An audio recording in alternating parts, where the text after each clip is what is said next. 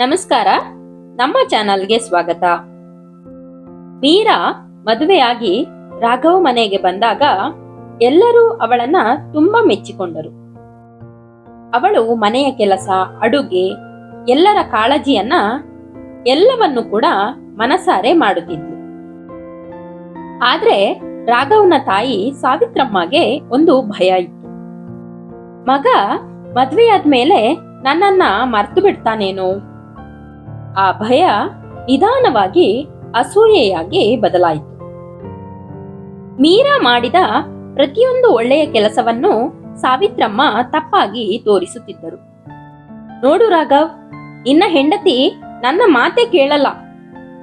ನಿನ್ನ ಸಂಬಳದ ಹಣವನ್ನ ತನ್ನ ತವರು ಮನೆಗೆ ಕಳುಹಿಸುತ್ತಾಳೆ. ನಿನ್ನನ್ನ ನಮ್ಮಿಂದ ದೂರ ಮಾಡ್ಬೇಕೆಂದು ನೋಡ್ತಿದ್ದಾಳೆ. ಆದ್ರೆ ಯಾವುದು ಕೂಡ ನಿಜವಾಗಿರ್ಲಿಲ್ಲ. ಆದ್ರೆ ತಾಯಿಯ ಮಾತನ್ನ ರಾಘವ್ ಪ್ರಶ್ನಿಸದೆ ನಂಬಿದ. ಒಂದು ದಿನ ಎಲ್ಲರ ಮುಂದೆ ಮೀರಾಳಿಗೆ ಅವಮಾನ ಮಾಡಿದ. ಅವಳು ಎಷ್ಟೇ ಸತ್ಯ ಹೇಳಲು ಪ್ರಯತ್ನಿಸಿದರೂ ಯಾರೂ ಕೂಡ ಕೇಳಲಿಲ್ಲ. ಆ ರಾತ್ರಿ ಮೀರಾ ಒಂದು ಪತ್ರ ಬರೆದು ಮನೆಯನ್ನ ಬಿಟ್ಟು ಹೋದ್ಲು. ಪತ್ರದಲ್ಲಿ ಒಂದೇ ಒಂದು ಸಾಲು ಇತ್ತು: ನಾನು ಈ ಮನೆಯನ್ನು ಒಡೆಯಲು ಬಂದಿಲ್ಲ, ಉಳಿಸಲು ಬಂದಿದ್ದೆ. ಆ ದಿನದಿಂದ ಮನೆ ಖಾಲಿಯಾಯಿತು. ಕೆಲವು ದಿನಗಳ ನಂತರ ಸಾವಿತ್ರಮ್ಮಗೆ ತೀವ್ರವಾದ ಅನಾರೋಗ್ಯ ಬಂತು. ಆ ಸಮಯದಲ್ಲಿ ಸಂಬಂಧಿಕರೆಲ್ಲ ಕಾರಣ ಹೇಳಿ ದೂರ ಉಳಿದರು. ತನ್ನ ಅತ್ತೆಗೆ ಹುಷಾರಿಲ್ಲದ ವಿಷಯವನ್ನು ಯಾರಿಂದಲೋ ಮೀರಾ ತಿಳಿದುಕೊಂಡಿದ್ದಳು. ಆದರೆ ಆಸ್ಪತ್ರೆಯಲ್ಲಿ ರಾತ್ರಿ ಇಡೀ ಕುಳಿತು ಸೇವೆ ಮಾಡಿದವಳು ಮೀರಾ.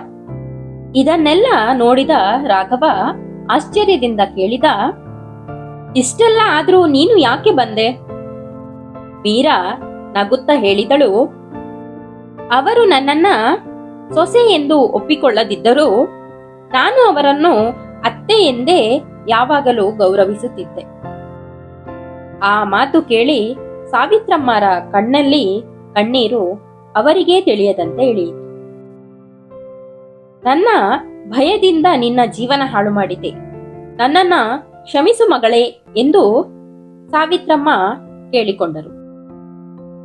ಹಾಗೇನೆ ರಾಘವ್ ಕೂಡ ತನ್ನ ತಪ್ಪನ್ನ ಒಪ್ಪಿಕೊಂಡ. ಆ ದಿನದ ನಂತರ ಆ ಮನೆಯಲ್ಲಿ ಆರೋಪಗಳ ಬದಲು ನಂಬಿಕೆ, ಅಸೂಯೆಯ ಬದಲು ಪ್ರೀತಿ, ಕೋಪದ ಬದಲು ಗೌರವ ನೆಲೆಸಿತ್ತು. ಸಂಬಂಧದಲ್ಲಿ ಎಂಥದೇ ಜಗಳಗಳು ಬಂದರೂ ನಂಬಿಕೆಯೊಂದಿದ್ದರೆ ಯಾವ ಸಂಬಂಧವೂ ಕೂಡ ಹಾಳಾಗದು. ಸಂಬಂಧವನ್ನು ಒಡೆಯುವುದು ಅನುಮಾನ, ಅದೇ ಸಂಬಂಧವನ್ನು ಉಳಿಸುವುದು ನಂಬಿಕೆ.